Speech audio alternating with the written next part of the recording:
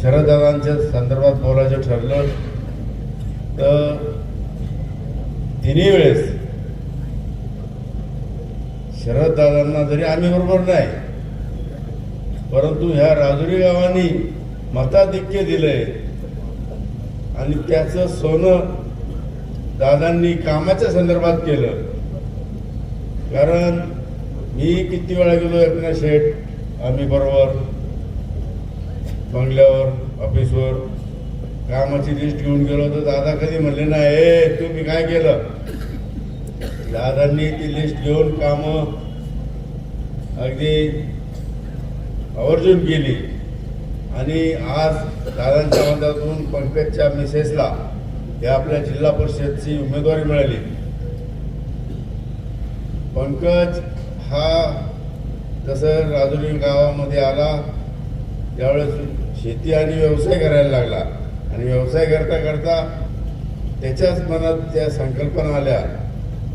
वर पठारावर कामानिमित्त जायचा, त्यावेळेची परिस्थिती पाहिली तर ती परिस्थिती इतकी बिकट होती, परंतु त्यांनी तो विचार केला नाही.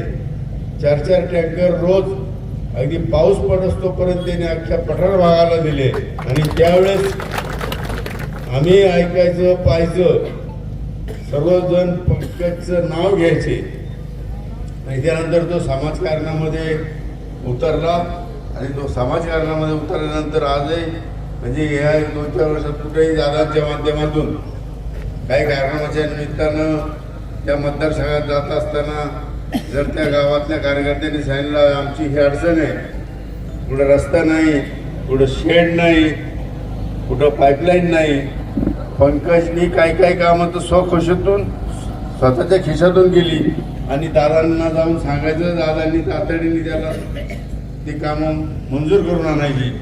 ही वस्तुस्थिती आहे आणि असा पंकज कामाचा. आणि हे गणशेचे परिवार आहे, त्याचे आजोबाई सरपंच होते आणि आता असं कोणी समजू नये की हे उंच अडकचं आहे. पहिलं गावच हे राजुरीत उंच खडक होतं, म्हणजे नंतर उंच अडकची ग्रामपंचायत उभी राहिली.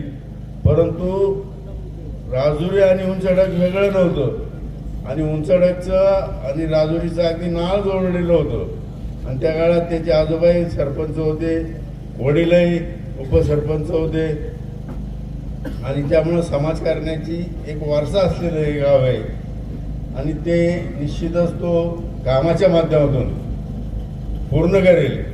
आणि दादा मागं आहे म्हणल्यावर काहीच कमी पडणार नाही याची आम्हाला गॅरंटी आहे की दादांकडे केल्यानंतर दादांना सांगितलं तर दादा ते काम पूर्ण करणार. आणि आजही मला अशी खात्री आहे की आपल्या जुन्नर तालुक्यामध्ये जास्तीत जास्त जिल्हा परिषद सदस्य आणि पंचायत समितीचे सदस्य हे शिवसेना ह्या गटाचे येणार आहेत आणि ते गटाचे आल्यानंतर, कारण इतर आता पाहतो मतदारसंघामध्ये काय खेळ झालेला आहे, 3 पक्ष एकत्र येऊन त्यांनी जे चालवलेला आहे कार्यक्रम तो अक्षरशः मेळ न बसणार आहे. पण आता वरच्या त्या पुढे खालचे काय करणार आणि ते सर्व जण आज ह्या शिवसेनेशी एकनिष्ठ झालेले आहे. आणि मी आता गेली अनेक वर्ष राजकारणात आहे दादा, परंतु आणि मी शिवसेनेतूनच पंचायत समितीला निवडून आलो आणि शिवसेनेचा सभापती म्हणून ह्या राजुरी गावाला सेनेचा पहिल्यांदा मिळाला. आणि आजही मला गॅरंटी आहे की आपले जिल्हा परिषद सदस्य आणि दोन्ही पंचायत समिती सदस्य हे अगदी मताधिक्याने निवडून येतील, अख्ख्या तालुक्यात येतील आणि जास्तीत जास्त सदस्य ह्या तालुक्यात आणि पंचायत समितीमध्ये आल्यानंतर निश्चितच दादांना मुंबईमध्ये जो मान मिळेल आणि मुंबईमध्ये दादा नामदार म्हणून मागे येईल, कारण तेवढं त्यांनी ह्या नगरपालिकेच्या वेळेस हे केलेलं आहे आणि शिंदे साहेबांचे आणि ते दादांचे संबंध फार एकजुटीचे आहे आणि एवढा तालुका जर त्यांनी चांगल्या पद्धतीने निश्चित होणार आहे, त्यांच्या मागं उभं राहणार आहे आणि सगळेजण हे निवडून येणार आहेत. आणि आजही मी पाहतोय दादा की फॉर्म भरल्यानंतर इथं ऑफिसचं उद्घाटनाला एवढी गर्दी आम्ही कधीच पाहिली नाही, पहिल्यांदाच पाहतोय. हे असं बोललं तर काय वाईट नाही, कारण या अनुभवलेले बळच कार्यकर्त्यांना बोलवायला लागायचं. इथं आता उत्स्फूर्तपणे आलेले आहेत. त्यामुळं निश्चितच सर्वांनी ही जाण ठेवून 5 तारखेला आपले हे जिल्हा परिषद आणि दोन्ही पंचायत समितीचे सदस्य जास्तीत जास्त मतांनी निवडून आणायचे. विकास कामं हे निश्चितच होणार, कारण दादा आहे. आजही कोट्यवधी निधी दादांनी आपल्याला दिलेला आहे की त्यात तोंड नाही, पाठरावरही दिलेलं आहे. आणि पंकजनी सांगितलं तर दादा नाहीच म्हणत नाही.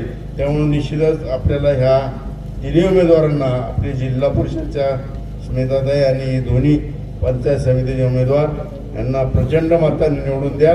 आणि 5 तारखेला सर्वांनी आपल्या घरचे असतील, पाहुणमंडळी असतील, मित्रमंडळी असतील, शेजारी पाजारी असतील, हे तरुण वर्गाने सर्वांना घर टू घर जाऊन मतदान घडून आणायचे.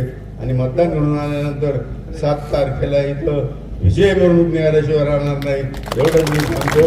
आणि मला तिघांना शुभेच्छा देतो. धन्यवाद. दीपक साहेब. बऱ्याच कालावधीनंतर धनुष्यबाण गळ्यात घातलाय, काय वाटतंय? अहो माझं त्यावेळेस आता मी शिवसैनिक म्हणून राजकारणाला सुरुवात केली, परंतु तो जरी त्या सांगितला, मला अजितदादांनी बोलून घेतलं आणि त्यावेळेस आमदारकी लागली होती. दांगड साहेब आमचे आमदार होते तेव्हा. मला म्हणले, सभापती तू जर यावेळेस आमदार निवडून नाही दिला, तू माऊली शेठ कुराडे, माऊली शेठला घेऊन याच्या दिवशी दिलं. दिवाळीत नेमकं पूजा असते ना आपली, लक्ष्मीपूजनच्या दिवशी माऊली शेठ यायला तयार नाही. दादाचे 5 फोन.